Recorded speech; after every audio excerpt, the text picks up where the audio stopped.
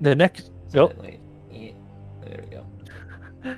the next day, you set out for the capital with the two Inquisitors and their guards. The Inquisitors hire an additional wagon to carry all your things, but you ride in their wagon, along with their guards. They just put Jeff in a freaking carriage. Jeff and my dragon in just a box. Jeff and Stormageddon. Uh, it's a rather tight squeeze. Your baby dragon Stormageddon rides along with you, Hey. squirming and unable to sit still. The guards are personable, but not very interesting to talk to. They talk about the nice weather and ask about each other's families. The guards play a card game, which you agree to join in. You take an early advantage in chips and soon are beating the guards quite badly. As the card game progresses, you overhear Blessed Jacob and Blessed Sam conversing in the front of the wagon. Do you remember south of Ackerton, we ran into St. Keela? She seemed to be doing well, Jacob says guardedly. Didn't she look a bit to you like Wizard Sarah? Sam says. The one we picked up in Triton a year ago? What are you suggesting? Blessed Jacob says. Nothing, I suppose, Sam says. You didn't see a resemblance? I saw a resemblance, Blessed Jacob admits. Are you suggesting they're the same person? I was not making that suggestion, because you had better not be telling me that you think the saints are all just disguised wizards or something. No, not at all, Sam says nervously. There's a lot more to it than that. Good, Jacob says. Now, tell that described fishy back there. Blessed Sam turns around to speak to you in the back of the wagon.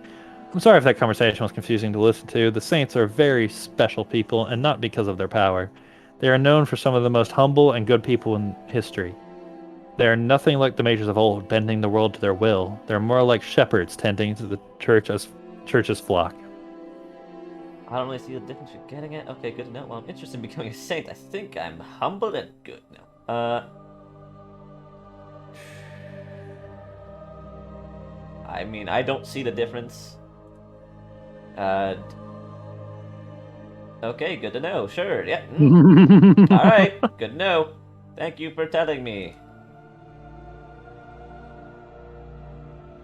You accept Sam's small lecture, Oh, affable and with little comment. Sam, looking slightly disappointed that you didn't want to talk more about it, turns back around. oh man, that's uh-oh.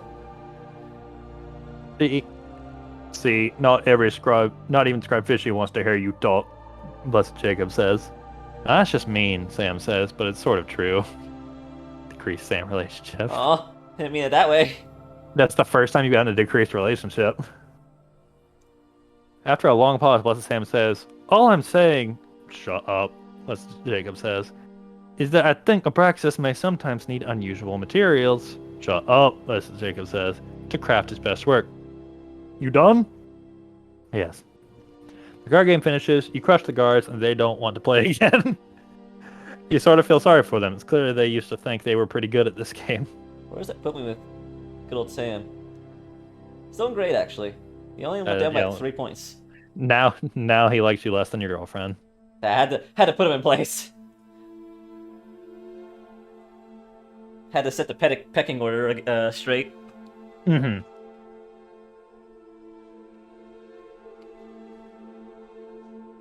Alrighty. Un momento, por favor.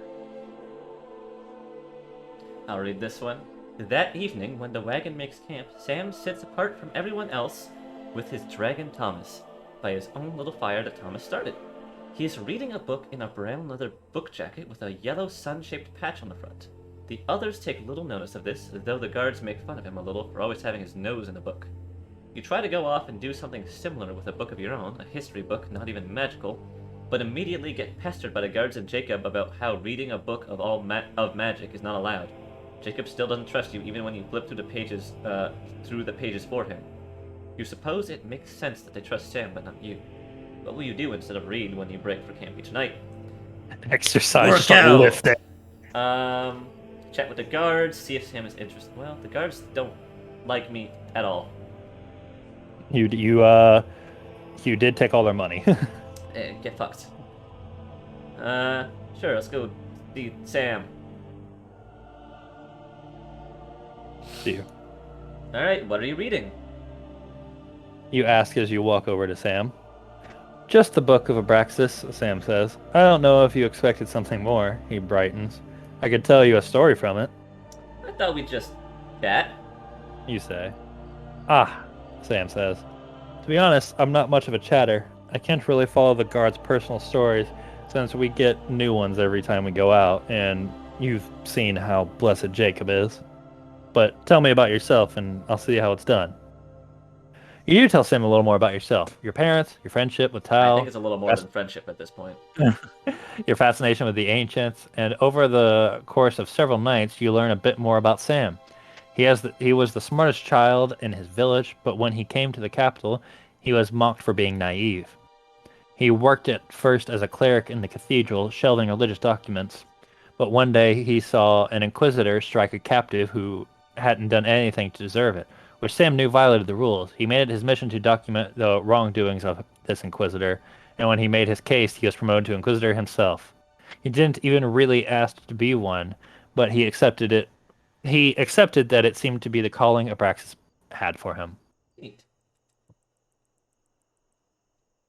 The rest of the journey passes in a similar manner, with Sam and you conversing privately in the evening, Jacob and Sam bickering over dogma during the day, and the guards continuing to be mostly uninteresting.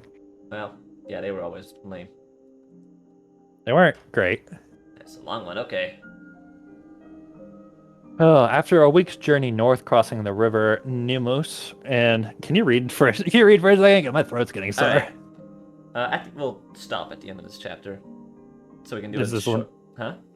Is this one longer than the last one? Or we're just not going to do a one sitting one again? Yeah, let's not do it in one sitting one again. I have to eat after this. Yeah, alright. After a week's journey north, crossing the river Minemos and making your way through the Crown Mountains via Cat's Pass, you see the ancient spires of Edra, the capital of the kingdom of Arenia. You have always thought Akraton itself old, but it is another thing entirely to see tall stone monuments that have weathered 2,000 years. The towers you can see from a distance reflect a variety of changing architectural tastes over the centuries, from minarets wrapped with spiral staircases to bulbous onion domes. These structures are often patched with several shades of newer clay and plaster. 3 towers of the capital stand taller than the rest, one containing an ever-burning flame that symbolizes the House of Flame, another containing a mirrored orb that symbolizes the House of Sun, and a third bell tower that rises above either of these, adorned with the golden eye of Abraxas. Even the weathered grey domes of the Queen's Palace stand so much shorter than any of these. Home sweet home, Sam says. Looking up at the mirrored orb of the House of Sun, he grins over at Blessed Jacob. Another successful mission. Could have been more successful, Blessed Jacob grumbles. Stormageddon, perched on your shoulder, makes little squawking noises as she looks up at the flames in the House of Flames Tower. Perhaps something about it reminds her of her mother in a primordial way. Hey, it's okay, you say. I'm Mama now. Papa, anyways. You aren't entirely certain it was a good idea to bring a newborn of any kind on this quest, let alone a baby dragon, but you couldn't think of anyone you trusted enough to take care of Stormageddon. Not Tal? Not my parents? Anyway. Jeff could take care of Stormageddon. Jeff could take care of Stormageddon. And anyways, she seems quite attached to you now. Almost literally. I guess that's fair. A steady river of people and wagons move in and out of the city's southern gates. Under the watch of guards in plate mail stationed atop a huge iron portcullis. The Inquisitor's wagon continues through the gate and enters the capital. This apparently marks the end of the guard's mission, and Blessed Jacob dispenses their way from a small chest that had been sitting up front with the Inquisitor. The guards all disperse from the wagon. Would you like to do any shopping in the capital before heading? I can do shopping? I thought I was being... Okay. Before heading to the cathedral. Since the law against magics are more strictly enforced here, you're unlikely to find any magical. Not that Sam and Jacob would let you buy it anyways, but their selection of other items should be good. Alright. Weapons and armor. Classier attire. Books. Exotic. I have enough pets. 2 magical pets is good enough for me. Exo pious, very churchly supplies. My God. Let's start with books. Sure. All right. Uh, the shop of Bookseller Lane are delightful. You haven't seen any many books in one place. It's the Sunken Alchemy Library. Of course, modern bookstores isn't allowed to have any magical text, so you reduce your expectations appropriately. Signs in the shop tell you that open flames are forbidden inside, and old scorch marks in the wood tell you that these signs have been disregarded in the past. Like, probably by my dragon if I'm not careful. Shop owner Yeah. seems nervous around Sam and eager to make sure he's happy. You have a mental list of titles that always wanted to read, but you find books about magic are nowhere to be found. In fact, it seems that every book containing any kind of long word in its title at all is absent. But the book you wanted with relative innocuous titles are still in stock. Do you want to buy any? Okay. Sorry, 6 feet. Rot.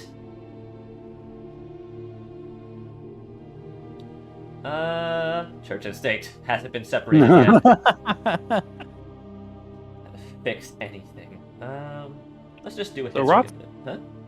Well, I was saying, like, because I was just trying to identify what each one would do. Rot's definitely going to make you better at glamour, because rot is what glamour gives you. Beneath our feet is going to probably give you negation magic, because the dark sun's at the center of the earth. Yeah. How to fix anything might be venomous. Automation. Oh, yeah. Oh, okay. Church and state. I have like 800, but I kind of want to save stuff for when I'm back. Yeah. I'm just gonna stick with the history of the neighbors for now, and we'll see how much money I have at the end. But fascinating view of the neighbors before the negative C came into being. The scholars who wrote the books seem interested in the stories of boogeymen that you grew up with, and absolutely refers to them as the Magisterian Empire. Remember, but the attention-getting title, the author seems to approve of the Magisterians' wholehearted embrace of magic, as well as their basic aesthetic attitude. They also apparently treated shapeshifters as equals and friends. Wow, the neighbors seem like actually people I might want to go ally with. They also said magic's only for the rich. That's true. They are very classist. But despite the scholar's enthusiasm for the Magister's empire, you find the truth about the neighbors to just be as disturbing as the false tales of kidnapping.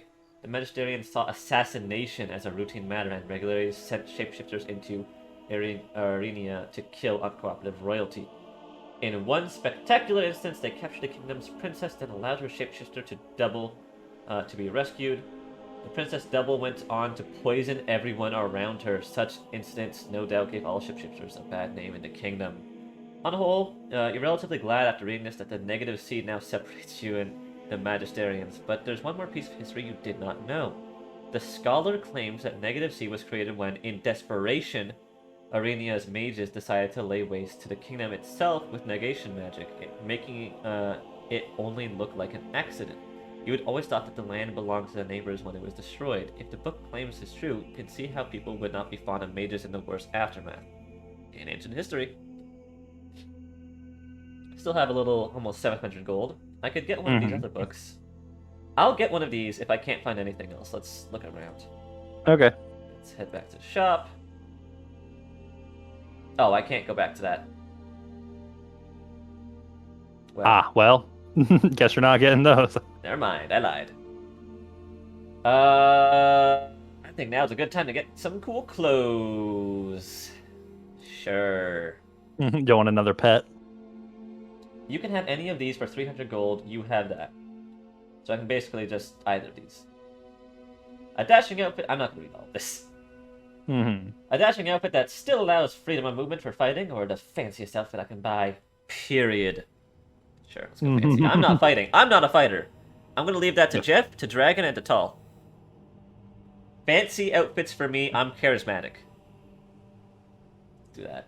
Address the dragon by its name, Stormageddon. Stormageddon. I'm sorry. She has a name. The shop seems to have fancy doublets in whatever color you like. Okay, so these are all just for me. What color do I want? Red, violet, maroon, navy, black, forest green, pink, cream, white, tan, teal, or gold? I'm a violet, personally. Maybe like a maroon? Oh, gold. You're covered in gold. I think I'll pass. You're the Jeff Bezos of wizards. Navy? Let's go with navy, actually. Navy's a good one. Lost 300 gold, gain charisma. You wear the new outfit out of the store, you think you'll be reluctant to ever wear anything else again, for that matter. Oh, I can go back to the bookstore. Can I get another book? Do I want to spend all my money? Because they did say, obviously, like, I don't think I'm going to be making much money here. You are. I'm pretty sure you obviously go to the markets multiple times. Yeah, I don't think you're gonna be making much money here. Let's just head to the cathedral now. I'll ask this: Are you gonna fund? Are you gonna try and fund the tree? I think so, actually. You need 500 for that, then. Yeah, I'm thinking eventually I'm going to make money. Mhm. I want to stick with me being close to funding it already. Yeah, that's fine. Alright, let's head to the cathedral. You return to the Inquisitor wagon, where some but not all of the guards have returned from shopping, but it's close to the deadline the Inquisitors set for the guards. You pass the time waiting by playing with your dragon, Stormageddon, who seems quite enamored with a stray piece of string you dangle before her until she gets excited enough to breathe flame, consuming the string and convincing you that playing in the wooden wagon might be inadvisable. Sure enough, the guards return promptly just as the cathedral bell tolls the hour that the Inquisitor had set for the deadline. You all proceed to the cathedral. Well, all right, Kai. What happened last time? Just Here, we'll look at this and show. I awoke in the new body of this being named Fishy. As me and a friend named Tal were raiding a underground school of magics. I think if you scroll down, it gives the brief true, synopsis. But of each I'm not going to read, so that's okay. I know you don't have to read it. I just wanted to see because I'm sure there's a lot we forgot. But yeah, we were in there, found a book of magic. Inquisitor was chasing us. Then we ran through it. Well, first, I believe I charmed him and made him go back. I made him go back and swear not to say anything, and then the game was like, man, I'm probably going to encounter more Inquisitors because of that decision. I'm like, oh, okay. But yeah, went through school. Eventually, I brought to life a flying tray, and by that accidentally unleashed a vat of acid that was slowly melting the entire school. It wasn't even just melting; it was like crawling up it. Yeah, it was a lot. It was quite a lot. Went up some stairs, practiced some more magic. Went to this room with this weird specter ghost, and then everyone called me a loser for thinking of a solution and turned out being wrong. Like, actually, called before that, loser. Oh, that's right. Yeah, before that, you got your golem, Jeff. I got Jeff the Golem, lovingly named. But yeah, Tal called me a loser. Jeff called me a loser. The Spectre called me a loser. It was like middle school all over again. Everyone just agreed to go their separate ways and never mention it again.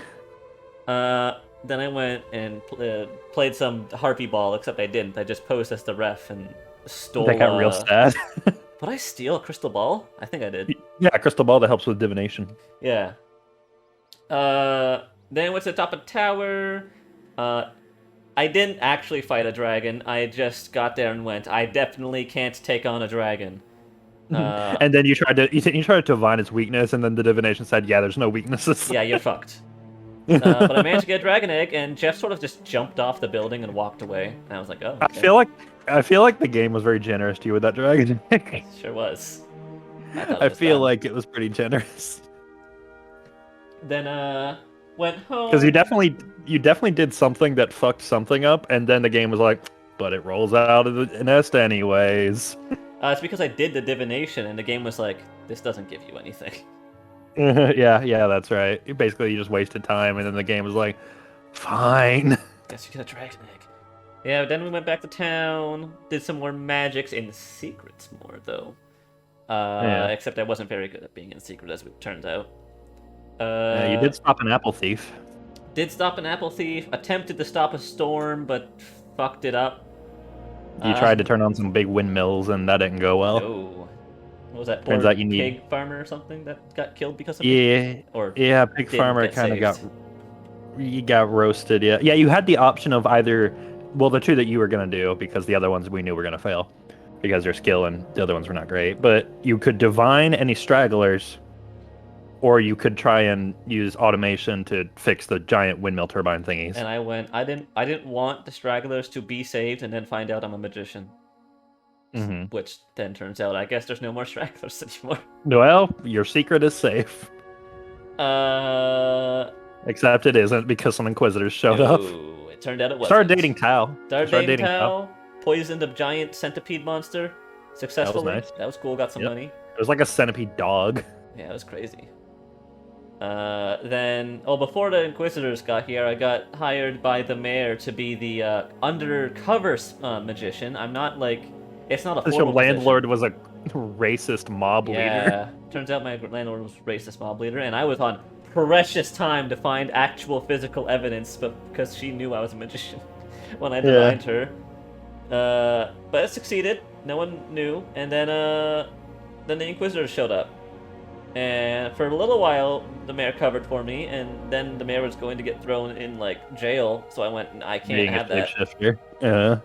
So then I outed myself, and the Inquisitor, one of them, was like, yo, Sam was the nice one. I forget the name of the Sam. bastard one. Well, he is not showing up on my relationship thing, so I'm going to assume he doesn't matter, and that's okay. Mm-hmm. But yeah. You also, I believe you had the opportunity to have Sam start learning magic as a student, and then you just said, eh. I didn't know. I thought I want more information. Anyways, yeah, and then he was like, yo, hatch dragon egg, and I'm like, cool, I hatched dragon egg, and I healed his dragon. Now we're BFFs, kind of. What's your dragon's name again? Stormageddon. Stormageddon. Oh my god. Yep, Stormageddon. Stormageddon, So the now tiny baby dragon. I'm in the capital. I have some, I believe I got some nice clothes. You got some nice clothes, yeah. Yep. They had some more posh shops in the capital. Sure did. And, yeah, that's about it. Mm-hmm. And here we go. I'm gonna go back to the game, and we're here. When you reach the cathedral, Blessed Sam and Blessed Jacob, that was Bastard Man, ask 2 guards to stay while the rest depart to their barracks. You enter through the huge bronze double doors in the center of the cathedral, which appear to always remain open. You ask whether it's all right to bring Stormageddon in with you, and Sam says yes. Stormageddon perches on your shoulder as you enter. It's gonna be a sad day when Stormageddon's too big to be on your shoulder. Yeah. You pass through a narthex decorated with ornate candelabra and a red carpet. What is a narthex? I will Google it while you narrate. Okay. That leads to the towers at either end of the cathedral. Proceeding straight ahead instead, you pass through another huge set of bronze double doors decorated with an engraved eye of Abraxas. Oh, it's basically the space between, like, the entrance area and where the pews start. There's just a rectangular space. Wow, that was lackluster. From there, you pass into the huge cathedral chapel. Stained glass windows depicting the most famous saints of the past 2,000 years light the room with a rainbow of color. The miracles depicted in the stained glass are mostly healing miracles, but one involves quieting a rampaging mob, and another depicts Saint Og causing a negative energy cloud to vanish. It occurs to you that these are all effects that could all be achieved with magic. Vivimancy for healing, glamour to quiet a mob, negation to dissipate the negative energy clouds. It seems like negation can also get rid of the clouds somehow, so if you can do that, what's the downside of negation? You probably just spawn a smaller cloud that can grow big. Or it just spawns another one behind you and you keep turning around. Be gone! Wait, stop! Impressive, aren't they? Sam says, as you walk down the aisle between the pews. Both the windows and the people. I could do that stuff. Oh, we're all saints. Do I dare ask that in the Holy Church? I feel like I'm going to get accused of heresy. Yeah, Jacob's just gonna behead you. Sam smiles politely in response. Yours was a safe answer that made little impressions one way or the other. Sam is totally trying to be like, you agree with me, right? And I'm like, I just don't want to be killed, sir. I want to be. He's looking for some backup, and you're just wussing out. I don't want to die. As far as I'm aware, I'm under arrest for magics. You pass the pulpit and proceed through a door behind it to a tightly wound spiral staircase made of metal. A man with ascending the staircase from below. As he gets closer, you feel a surprising warmth toward him. You can tell just from looking at him that he is kind, generous, thoughtful. He wants to make the world a better place. Well, you can tell that just from looking at him. Wow. As he reaches your As he reaches your floor, he stops to smile and wave at Stormageddon. Hi, cutie, he says to Stormageddon. As he ascends the stairs, you just want to follow right behind him. As you start to do so, Blessed Jacob pulls you back. Hey, you're with us, not that idiot, Blessed Jacob says. Sam looks offended. That's no way to speak of Saint Twinsby. Twimsby? Alright. I'm sorry, I don't see why everybody fawns over that fool, Blessed Jacob says. Blessed or not, I'm pretty sure he's an idiot. But as the distance increases between you and Saint Twimsby, I like Saint Twimsby, he's my favorite character. You realize that you know why everybody loves the saint. That was definitely a glamour, which has worn off now that Saint Twimsby is out of range. Blessed Jacob seems to have some kind of natural resistance to them. Ooh, Interesting. good. I'll keep that one in mind. Sam, you and Holy God Ral can go up first, Jacob says. I'll take up the rear. Sam still looks offended despite the glamour being out of range. How can you just nonchalantly offend a saint and then act as if nothing happened? Blessed Jacob gets in Sam's face. Could we please just finish this damn mission without another holier-than-thou word out of you? He's literally a priest, sir. I don't know what you want. It occurs to you that now is probably the best and last opportunity to make a break for it. The two Inquisitors are distracting each other, and the two guards are watching them and not you. You could probably sneak down the stairwell. This place has piqued your curiosity, and you suspect you'll find out more in its basements, which you recall was once the basement of the great pre-war magic academy that stood here before the cathedral was built. My only options are sneak away or I want to be a saint. Alright, I didn't want to be a saint, so I guess I know what my options are. There we go. Let's go sneak it. I'm a subtle guy. I can sneak. You do have some subtlety. You try sneaking down the stairwell. The Inquisitors don't notice, and once you're out of sight, you begin bounding down the steps 2 and 3 at a time. When you reach the bottom, you find yourself in a maze of ancient stone corridors, dank and mildewed. You return to moving stealthily, but it doesn't seem to be necessary. These corridors seem seldom used. You head in a random direction and quickly find yourself entering a block of prison-like cells. Someone has scratched purgatory into the floor here. Oh boy, fun! You wonder if this is where you would have gone if you had continued on the path to sainthood. Purgatory is the waiting area between heaven, right before heaven, right? I don't remember the last time I studied Bible, but that's not quite the way you Now, I put it. might not be down with Jesus, but you carefully peer into each cell. Most of them are empty. Sam catches up to you. You're still here. Well, I don't You know observe. Of course he's still here. Why'd I say that? What? I know, Sam says. Listen, how about if I just escort you? You can think of me as your prisoner, though I would certainly prefer to be your guide. I just can't stand the thought of you running away and disappearing forever. He's cool. He's chill. Let's go, Sam. You know what? He's like the godfather of Stormageddon, so Of course, Sam. you say. Come with me. Sam looks relieved. Thank you, Have you ever been down here before? you ask. Not any farther than these cells, Sam says, which I understand are only temporary. He adds quickly, we wouldn't expect people to work for the church under these conditions. Regardless, you find one mage still sleeping in her cell, on a shabby straw pallet. You recognize the black velvet robes of a student at the University of Edra, which imitate the wizard robes of the magic academies of old despite the university's mundane teachings. Despite incarceration, this student has the clean sheen of someone who has rarely known hardship. Her long, curly black hair achieves a luster that is probably impossible without an assortment of beauty products. She wears a small amount of makeup, mascara, blush, that has begun to smudge without access to a mirror. She is short and has a curvy figure barely hinted at by the contours of her voluminous black academic robes. Her black thigh-high boots look somewhat expensive. Okay, so if Sam was going to be the Vivimancy student, this is 100% the glamour student, right? In sleep, the student's face is scrunched in a look of annoyance, as if her dream involves someone she has no patience for. You already know who this person is, don't you? You have a strong sense that this student does not like being here. Sam unlocks the door with a key, and you enter. So, is this Abby? Or Abby's character? Not what I meant, but you know. Seems like Abby's character.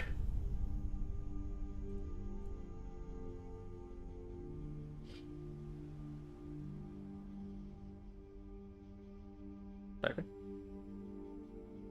Sorry. The young woman opens her eyes.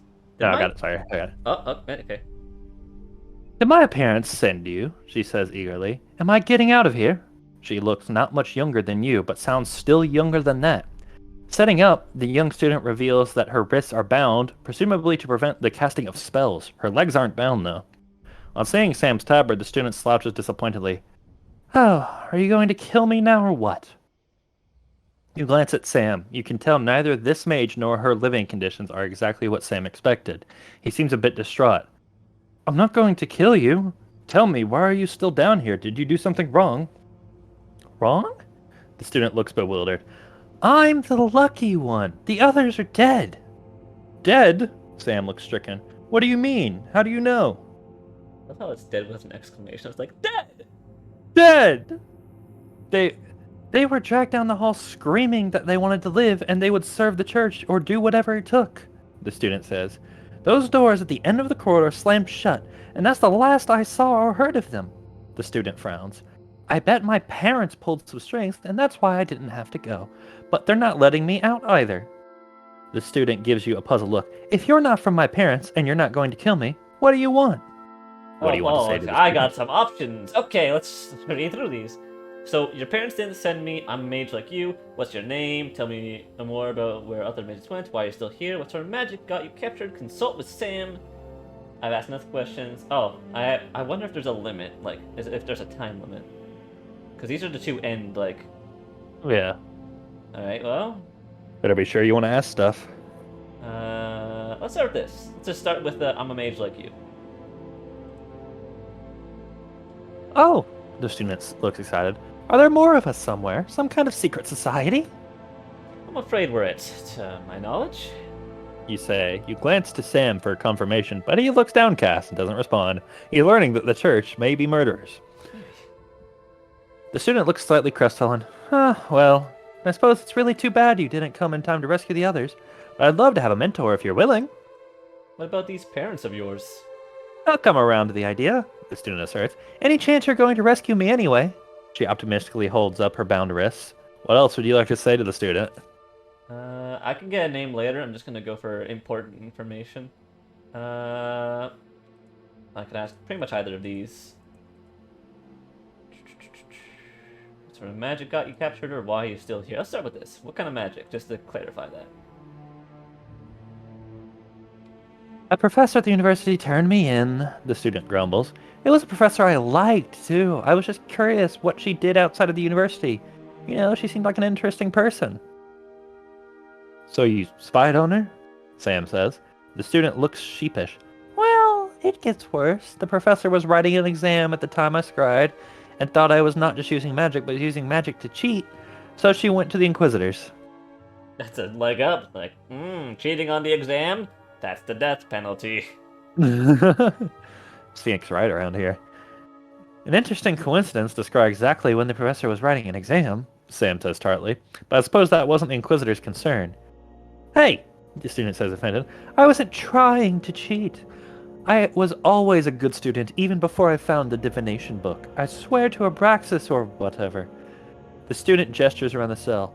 Besides, usually nothing even happens to cheaters at the university, but use magic and suddenly you're thrown into a fucking dungeon. So what happened next? You frowned. Well, then the Inquisitors raided my room, the student says. They just burst down the door and grabbed me without even giving me time to change out of my stupid academic robes. Well, you have to understand that sort of situation is dangerous for the Inquisitors as well, Sam says, but you give him a look to quiet him. Go on. You say. And that's how they found my book of divination, the student says. A gift from my father, who didn't realize what it was. He just knew it was old and thought I could practice reading the ancient tongue with it. And they confiscated that book? Yes, but I did see where they put it. I threatened legal action if they didn't show me, the student says. Can you take me there? She holds up her bound wrist. And maybe do something about this too. Alright. If I really think we're on like an actual time limit with how many of these I can ask, I'm pretty convinced I can free her of the bonds of hurt. I'll ask one more between these four. I'll ask one more so we get half. Okay. His name, other mages. I mean, she told me we're the mages when I don't know what else she would know. Why still here? She doesn't know. She already answered that. Consult with Sam about the prospect of freeing the student. I trust Sam. Let's ask him what he thinks.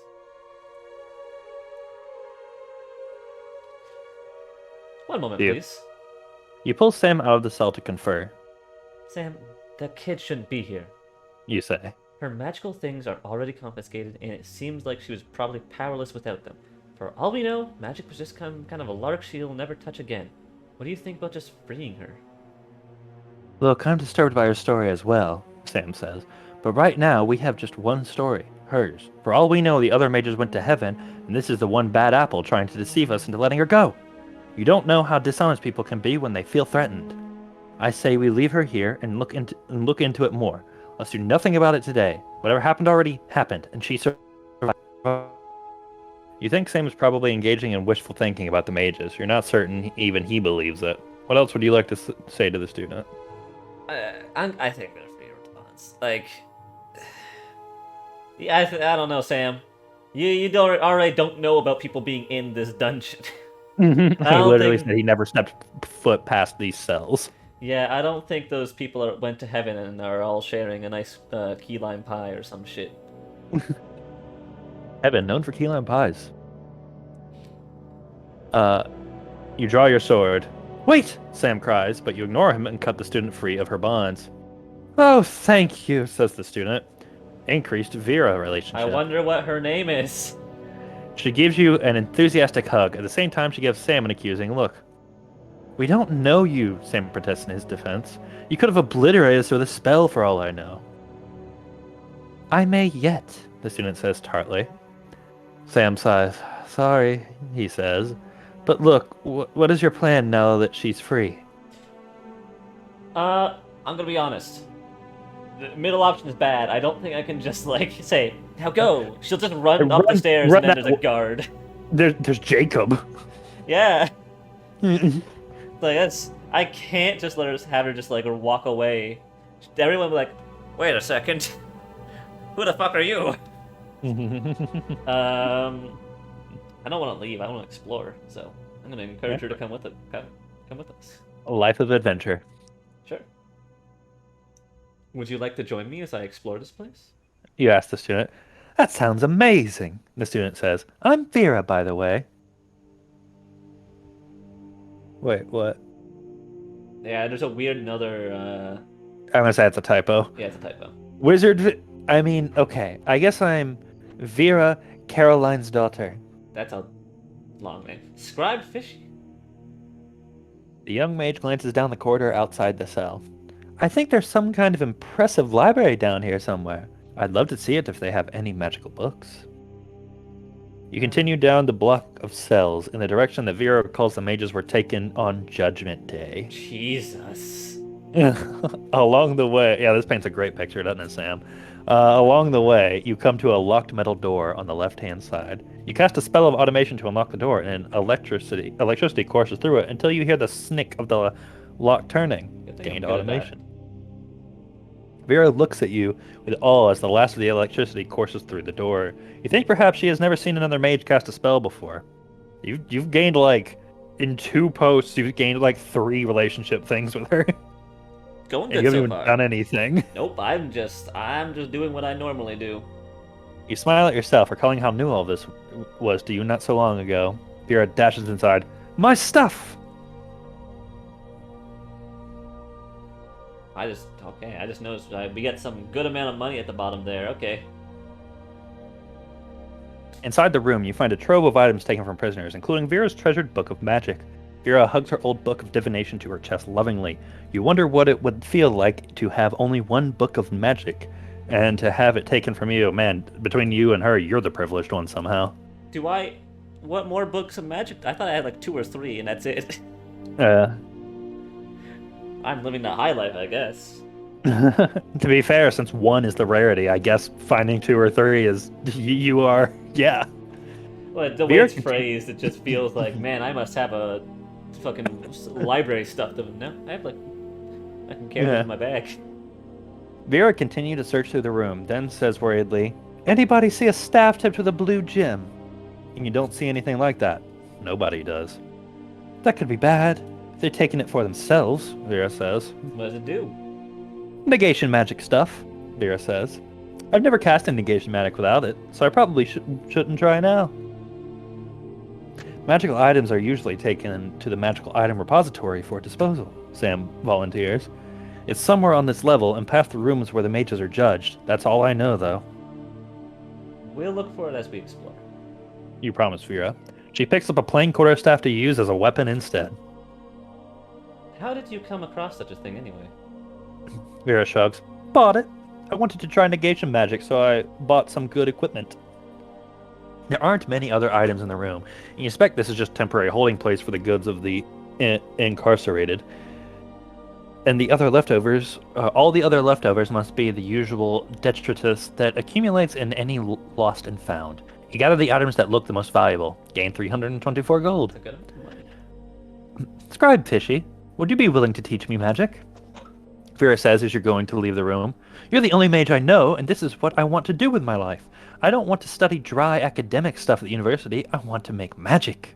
She touches the door handle, saying with wonder, You just unlocked that door like it was nothing. I wouldn't even know where to start, and you must be so clever, or you wouldn't even have gotten down here. And kind, because you rescued me. So, please? I think Fishy would make an excellent teacher, Sam says, hard to read. I can tell your parents I cost 1,000 gold a year. I feel like she'd actually do that. I mean, she sounds pretty. She's going to the most prestigious college. Her father just bought a book just because it had Old Tongue, and she just bought a magic negation staff just because she's like, I want to try it. I really want to go with this option at this point. Do it. Yeah. Do it. But I want to be nice. How altruistic are you? I want there to be as few loose ends as possible, and she is a very open book, so if I send that fucking bill to her parents and be like, so what school is this? And then her daughter's gonna be like, magic school! And then we're gonna have inquisitors knocking at the door again. So I'm gonna go with the nice option, honestly, just for my own safety. Okay. Alright, I'm waiting for the stream to catch up because it went on blurry. Oh, thank you so much, Vera says, pleased by your generous offer. That's more generous than I thought you would be, Sam says, still a bit hard to read. He seems still have conflicted views about your teaching magic.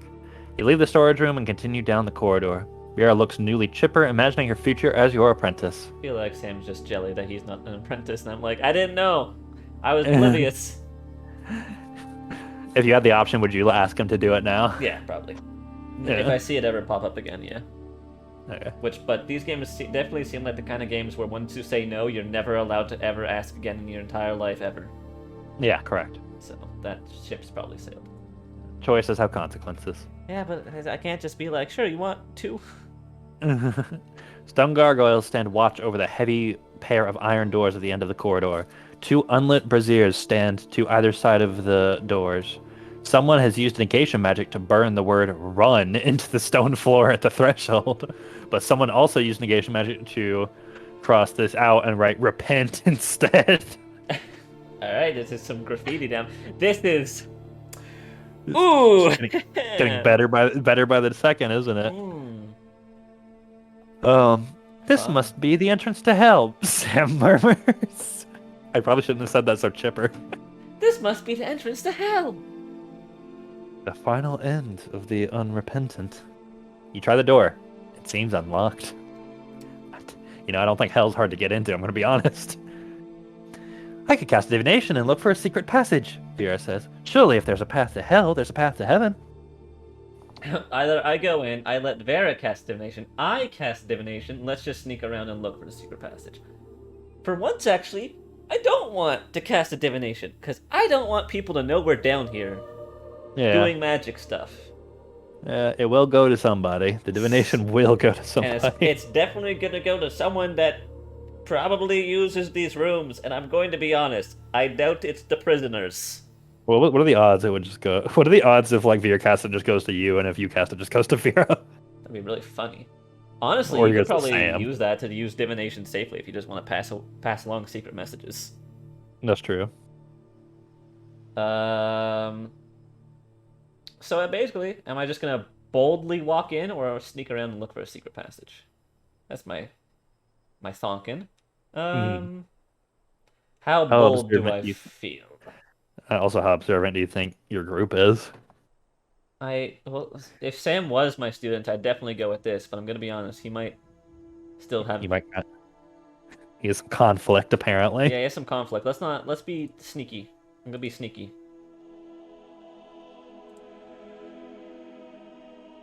You sneak around the basement, looking for some other way to go besides the intimidating room at the end of the corridor. You look in cells, poke at walls, and try to do all of this as stealthily as you can. The most promising room in the vicinity is small, but the size of the other cells, except that in the center of this one, there's a small square altar with an unlit candle on each of its corners. The gilt eye of Abraxas on a small stand adorns the center of the altar. Must be a secret passage, Vera says. Let's see. Vera kneels at the altar, and the stone wall at the back of the small room slides open. Ha! Easy! To your surprise, the corridor beyond is well lit by globes set in the ceiling that emit a warm yellow light. The floor has a red carpet, and oil paintings of saints decorate the walls. You could pray while you're there, Sam tells Vera. Vera mistakes this for a joke, snorts, and gets up. Oh my god.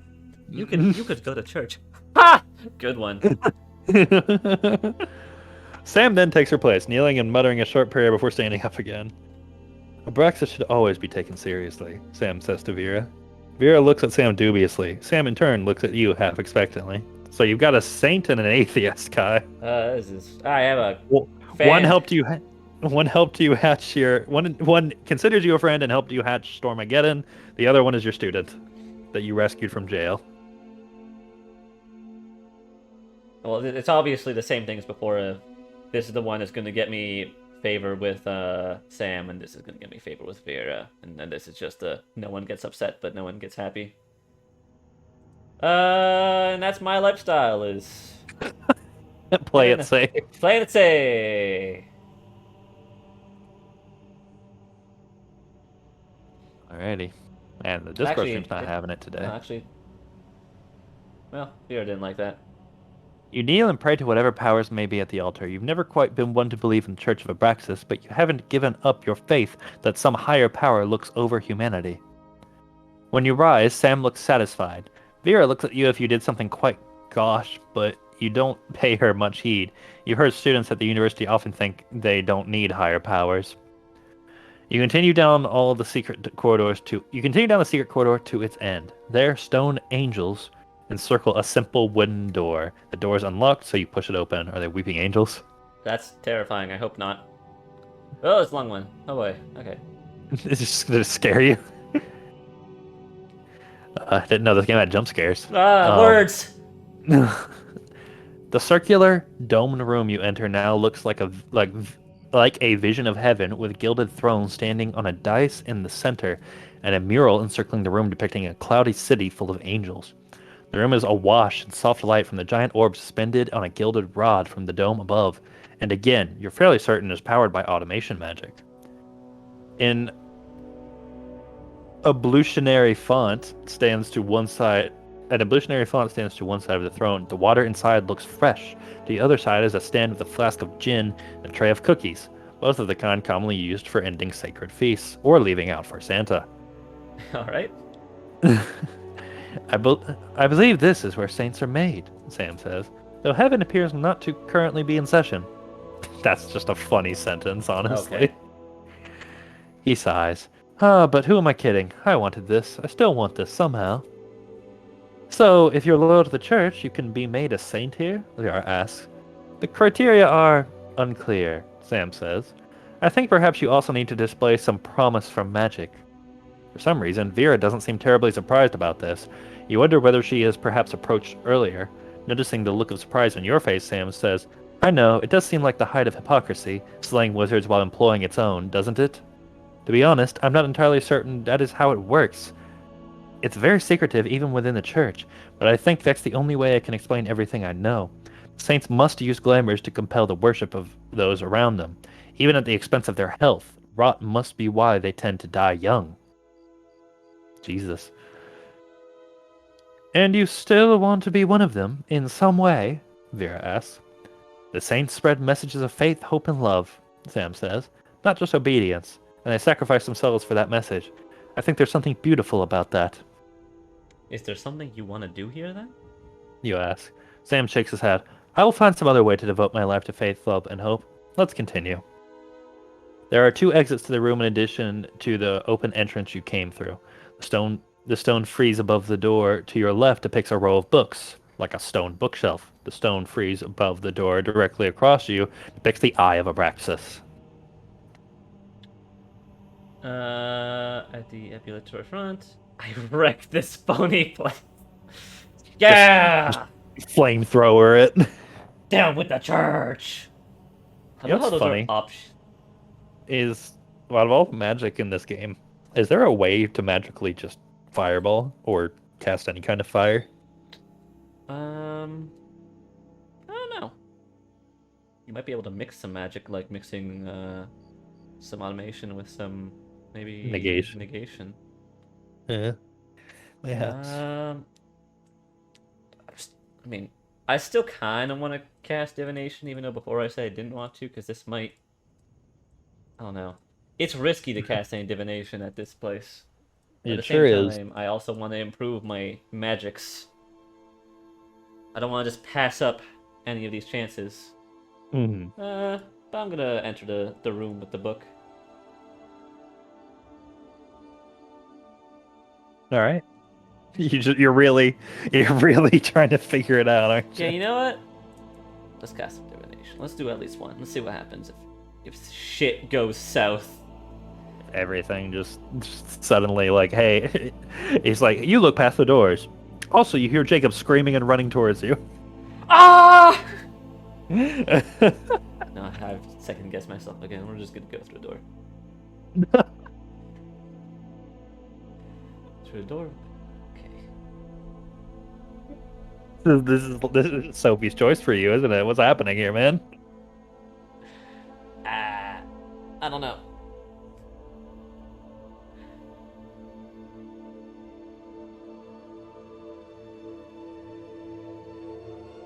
Gotta choose something. I went. I thought you noticed. We're on a new page. We are not on a new page. Did it break for you? Oh, okay, I see. Hold up. I did see it on the Twitch stream. Through the doorway is a huge library, easily the equal to the one you found back in the Sunken Magic Academy. The room smells extremely musty, and while there are a few tomes that look relatively new, most look as though they might crumble at the touch. The early rows are labeled in Tongue of the Ancient. You can make out sections marked Theology, Heresy, History, Miracles, and there are probably more you don't immediately see. Down the central aisle of the library is another door with a stone frieze above it. This one's stone artwork depicts a closed treasure chest. The light in the room is a pleasant, steady glow. You look up and see that the room is lit by the same kind of magical orbs within suspended bowls that lit the Sunken Academy. But these are well tended to, with no trace of dead insects or even dust. This room is still in use, you are certain. Sam drops to his knees and begins to pray, which shouldn't surprise you at this point. Dear Abraxas, show me nothing I am not ready to see. Let it be so. As Sam rises, he catches your quizzical look. It's just what one says on entering this room, he says. It's not a bad prayer, almost tautological, really. Didn't Sam say he's never been here before? Yeah, I don't know. You catch a brief vision of the Hierophant in her office. The old woman in white must have cast a divination on you. Uh-oh. Before the brief vision ends, you see her rise from her chair. What were you doing in this room full of books? That's not good. The Hierophant. I'm gonna get an book, and I'm gonna go into that room with the treasure. Okay. That's what I feel like I have a time for. We're gonna get Yeah, history. which one are you doing first? Let's get history. Okay. I'm gonna totally get caught. You search for interesting books in the history of the church. After skimming a few, you begin to get a clearer idea of the overall story. The modern church you apparently had to stop to read. The modern church appears to have begun prior to the Great War as a small group of ascetics who swore off the conveniences of magic. Led by a man named Abraxas, the group kept to itself and was by all accounts, happy, even idyllic. Property was communal, and from the vehement denials you find elsewhere in the histories, it seems spouses may have been as well. Oh my god. It was just a freaking commune. Um, when the Great War came, and somehow the man named Abraxas shifted from being a recluse to being someone bent on changing the world, he gained more and more notoriety, publicly decreeing and decrying the destructive magic that was being used to wage the war. The magical creations of monsters, the negative energy blasts, the automated warships. He called for an end to all magic, and some listened, assassinating famous mages in his name. Jesus. At a certain point, he claimed he would hide the truth no longer. He was God. Okay. That's And if this the guy. And if people of both this kingdom and the Magisterian Empire, the so-called neighbors, did not forsake magic instantly, the whole world would be destroyed. As proof of his divine power, Abraxas reshaped the negative energy clouds that dotted the land into a single cloud that separated the Magisterian Empire from your own kingdom of Irenia, effectively ending the war. Some claimed he must be a mage himself, but most people by this point were desperate to believe in him. And then he said it was time to kill all the mages. All mages must die. Mages who surrendered themselves peacefully will be guaranteed a spot in the afterlife. Jesus Christ. Just drink this Kool-Aid and you'll go to heaven.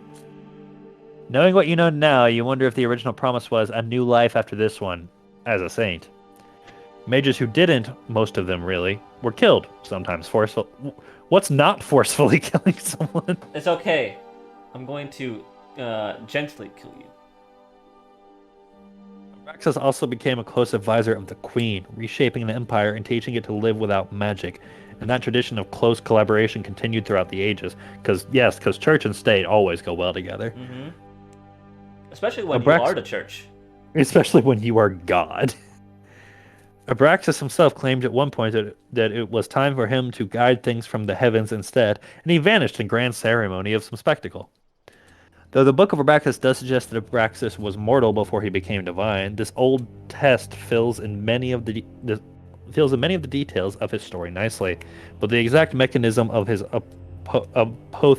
apotheosis remains frustratingly opaque. With your new knowledge of the ancient history, you find you can now decode the following passage from the life of Abraxas. Another goal that Abraxas never succeeded in achieving was joining all minds into one. Oh, he wanted He wanted hive mind. This far-fetched dream would have only been possible if he had captured the great oracle from the Magisterians, but this divination conduit stood firmly in the middle of the Magisterian palace. It is thought that desire for the oracle is one reason Abraxas did not end the war sooner. Interesting. A little knowledge is a dangerous thing, an old woman's voice says as you are reading. Consider the advantage of having a shepherd. You turn to see that the Hierophant is right in the room behind you. Well, I had options. It's a good thing I read entire fucking Encyclopedia Britannica just so that she could appear behind me. Yeah, she didn't teleport or anything. She very slowly hobbled there. It's like, it's okay, I saw him. He's reading our biggest book in that library. We have time. Anyone want to stop for coffee? The Hierophant is a hunched old woman wearing a white robe, a tall white mitre embroidered with the eye of Abraxas, and a white stole embroidered on one side with a flame and the other with a sun. She regards you dispassionately and warily. To the Hierophant's right is Saint Anne, the saint who used to serve Akraton, whom you encountered when returning from the ancient magical academy. She looks somewhat more sickly than she did when you last saw her, and even her general aura of holiness now can't hide her face's resemblance to a skull. That is terrifying. You recognize the portly bearded man to the Hierophant's left as Saint Twimsby, the saint who was glamored when you encountered him on the stairs. You are moved to want to help those three holy people, and you wonder why you have strayed from the church. All three individuals are clearly giving all of their betterment for humanity. They all seem slightly drained, so you would expect people would exhaust, as you would expect of people with exhausting professions. Good lord. They are glamored, you realize foggily. You struggle to maintain a clear head. Yeah, let's see if I can remember that.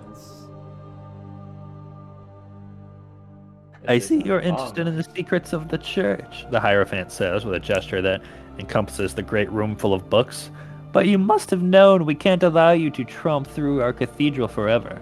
Wouldn't it be nice to have all the time in the world to read these? Lucky for you, I'm willing to forgive all of your transgressions.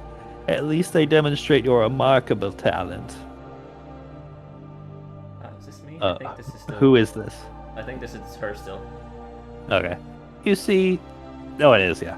You see, the people who are allowed to enter this room freely are the saints, and I believe you have the potential to be one of our finest saints. I want you to reflect on how much good you could do as one of us. Reflect on how aimless your life has been up to this point. Would you not prefer like-minded colleagues, the acceptance of the populace, clear rules and goals? In short, a comfortable, happy life, with the ability to read all these books at your leisure. Hierophant nods to the black-bearded man. St. Twimsby here has done the conversion recently, and he can reassure you that your new life will be satisfying. You will do meaningful work and have colleagues who share your mission. It's pretty great, St. Twimsby says. Thumbs up. Love it! And then, while he has the floor, he offers a little wave to your baby dragon, Stormageddon. Hi, cutie. The Hierophant continues. And St. Anne here is one of our most experienced saints and can speak to the satisfactions of a life in the service of the church. St. Anne smiles tightly. I did what I could for as long as I could. Jesus, she is... She looks... That voice you gave her, she is dying. She looks distant. It was a good life. Yes. The Hierophants... What's up? How are you still alive? The Hierophant seems slightly displeased with where St. Anne's answer is going and cuts it short. Tell me, Fishy, have you ever had Abraxas speak to you directly? Or have you heard from an entity that might be Abraxas? That would surely expedite the process of making you a saint. She studies you carefully as you awaits your answer. You find you are unwilling to lie to the Hierophant. No. The Hierophant looks disappointed. Oh, well. Perhaps Abraxas is waiting for the right moment. I hope you'll let me know if he does speak to you. It is an odd thing to say, since few people in the world claim to have ever spoken to Abraxas. You vaguely remember that the Hierophant is one of them. You find yourself saying... Alright. This is a strong glamour, you think, but you suppose she has good reason for using it. Many saints have never heard the personal word of Abraxas, so it doesn't rule you out at all, the Hierophant says gently. Do I want to be a saint? You ask. It feels hard to think. There's something very strange about what the Hierophant is asking, but you can't remember what. I hope so, the Hierophant says, but I'm sure you have many questions. Ask away. Oh, okay. I'm gonna ask all of this and go, make a break for it. You have an intellectual conversation for 2 hours and then leave.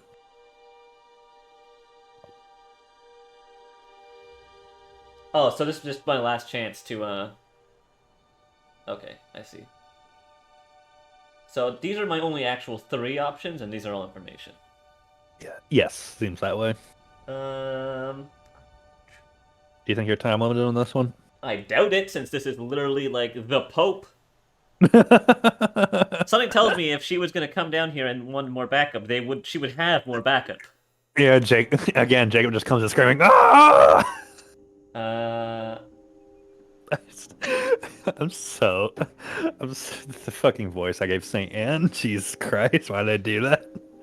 It's okay. I had a good life. They said her skin was basically on her skull.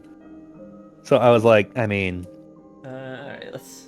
Why persecute mages when the saints use magic as well? That's the important point there. Hierophant sighs. You must not be terribly familiar with the history. Magic as the ancients practiced it emphasized the individual more than everything. Nobody believed that good works could advance one's station in life anymore. It was all about personal power. For those who could practice magic, elitism was the only sensible philosophy. Worse, the common people who could not master magic began to believe that they were obsolete. Magic replaced the craftsman with automation. It made commerce impossible without glamour. It made the soldier mere fodder for negation. Magic had the commoners angry at their lack of place in the world. It began to turn the simple against the able, and the simple were more numerous and angry. Imagine being a soldier in a world where fireball magic exists. You're like, do I have a reason to be training, or am I just a meat shield? In this prideful world, on the brink of destruction, as better negation spells were developed and the skies were thrown into havoc by automation, Abraxas saw a chance to start over. And now, 2,000 years later, I argue that we have a better world. There's a place for all humanity, as long as you're not a fucking shapeshifter. Not really all humanity. The saints may be elevated over humanity in some ways, but they were forced to be humble in others, and they must use their magic for good. By the way, she did not say the shapeshifter thing. I know she didn't, but Okay. she is definitely not completely telling the truth. Now, imagine if one person could thwart the system and become the only person with magic who does not follow the church. Can you imagine the chaos that people would cause? That person would cause. Can you imagine the ego, the belief that just because that person can do something, he may as well? This Jurassic Park or some shit. What the fuck? The Hierophant shakes her head. We have a good system in place, and any clever person must see the wisdom in it. And anyone who insists on sacrificing the world order for their own personal glory is, I would argue, evil. It's a system that forces those with the most potential to serve and be humble, Sam says. If you agree to be a saint, then I'm willing to believe it works. So, we're not allowed to be great because normal people would feel bad about themselves, Vera says in disbelief. This is stupid. Can you say what do you do? Choose book to I say that I really like seeing the world through Vera's lens. We can't be good because people will feel bad. Yeah. It's so funny. I don't know if I care about any of these questions. Mm-hmm. I feel like this one might give me some cool information, though. Whether or not she actually spoke to Abraxas. That's a short one, too. Yep. Is it true you spoke to Abraxas himself? You asked the Hierophant. You heard about that, did you? The Hierophant says. She purses her lips. Of course you did. It's how I became Hierophant. Perhaps not that long ago in a historical sense, even if it was long before. What did he say? You asked.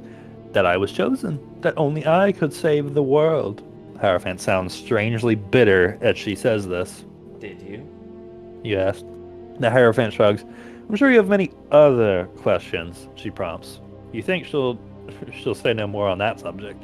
Well then, what about the next Hierophant then? Now I'm curious about this. Mm-hmm. Was this a you as in, like, her specifically, or a you as in your title? Will the Hierophant save the world, not you specifically? Mm-hmm. So let's ask this question then. You ask who the Hierophant's successor will be.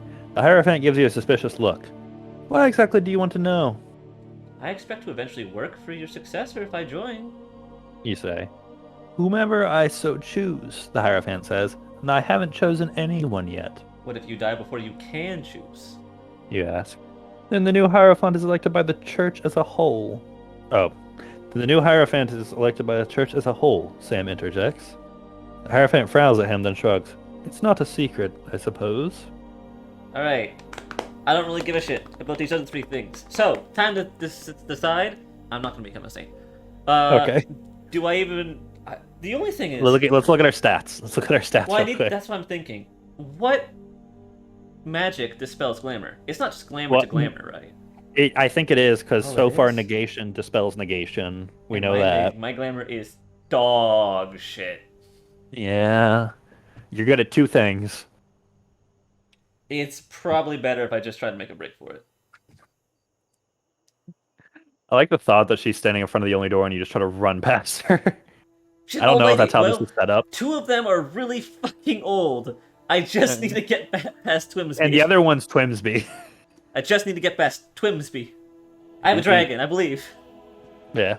Yeah, go for it. I mean, in truth, my only I'm assuming when I say make a break for it, I'm taking at least Vera and or Sam with me because I don't have I like that the thought that option. you just ditch them.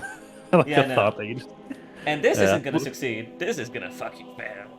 So that's not going to succeed. You don't want to become a saint, so there's So- one choice. One choice. All right, here we go. Huh? Yeah. Shaking off the Hierophant's glamour, you stumble away. Come on, let's get out of here. But Sam stays by the Hierophant and sadly watches you run away. Oh, Sam, But you are the godfather of Stormageddon. you're Stormageddon's godfather. You run until you put a good bit of distance Wait, between you let and me the just check Hierophant. something. Okay. Look at that, still 85. He's still mad. He likes you. Sam still loves me. I also like the fact that, like, I hope Tal just shows up and is like, "Who's this lady? Who's she? Who's this bitch?" All right, that's all I wanted to find out. It's like, does Sam hate me now, or is that relationship just cut off completely? No, he's still like, man, I'm sad. What if it just deleted it from your page? I was half expecting that. I'm gonna be honest. Yeah. Anyways, You run until you've put a good distance between you and the Hierophant. Thankfully, she doesn't move very fast. Vera is right behind you. You are now back at the cell block where the mages were kept. How will you try to get out from the basement? With just two of you, sneaking is a viable option. You suppose you could blast the ceiling with a ball of negation and No. then fly through. no. But that would probably involve both of you breathing in some negative energy. You could grow giant mole hands and tunnel with Vivimancy. You've done that before, haven't you? Sure have. But you don't think you could directly tunnel through the ceiling while flying. You just push off the surface ineffectually. So you'd have to build a tunnel that angled up. Or you could just use glamour magic and brazenly escort Vera or your prisoner. All right. Let me take a look You at and this Vera. again. Vivimancy's also not great. Good lord, when did your charisma get so fucking high? I am very charismatic. Also, buying the clothes gave me some charisma, I'm pretty sure. Yeah. Which is You really can do unfortunate, everything 'cause I'm but sure this fight. would help me with glamour. Yeah. You can do everything but fight. Anyways, so it's definitely not this, and definitely not glamour. So Mhm. burrowing or sneaking, and I'm gonna be honest, my sneaking's well, my subtlety hasn't gone up that much, but the 4 is also still pretty good considering 7's excellent. Your Vivimancy's also kind of dog shit. Yeah, let's take a sneak. And it also did say, with just the two of us, we have a pretty good chance of sneaking. So Yeah. let's just do a sneak. Hopefully Vera's quiet. Those thigh-high boots better be quiet. Here we go. Alright. I already see Yes, that my- this. You decide to speed back the way you came quickly. You make your way through the heavenly room and then through the secret passage. You pass by the mage's cells, then ascend the stairs you used to come in. As you reach the landing in the stairwell, you hear voices up above. You press against the wall of the landing, motioning for Vera to do the same. As the voices continue, you realize it's a saint along with a group of church guards. Fortunately, your hiding skills aren't good enough to evade the saint. That's them, the saint says, pointing. Get them! Well, so much for that plan. What will you do about the saint and his guards? My options are dog shit. I What's worse can't than- fight, and I can't. Oh, Parker. I should have done Vivimancy. Maybe should have done Vivimancy. I'm gonna be honest. This is not looking good for me. This is going south. Your negation is your worst magic, and fighting is your worst skill. I've used negation once. Yeah. That was the one time everything went horribly. Yes, it was. Wait, is it because your caution is like nothing that failed? Probably. Oh, Yeah, uh-huh. So at this point, uh-huh. ignore your skills. At this point, which of these is more likely to work? They're both as likely to work, and that's not a good thing. Here's the thing. You and Vera, I'm pretty confident, can't fight. Nope. at all. Nope. We never got her negation magic thing either. What are the odds it was in that locked chest room Oh, in it the definitely library? was. That's why I was thinking Yeah. about doing it. I didn't realize I had one choice before she got there.